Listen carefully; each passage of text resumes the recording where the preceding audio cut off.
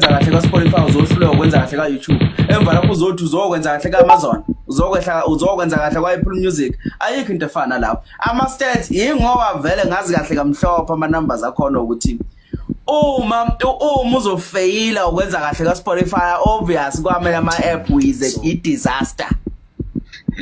Leyo nto leyo is for sure.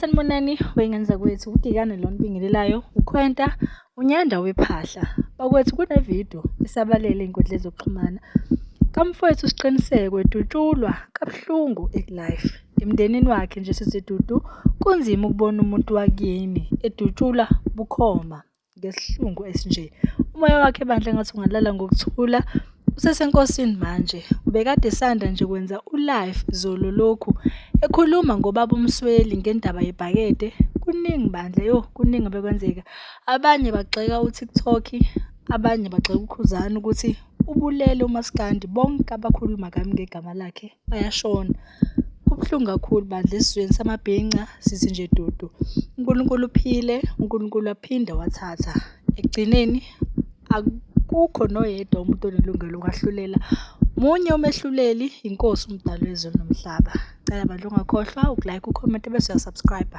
nibe nosuku oluhle.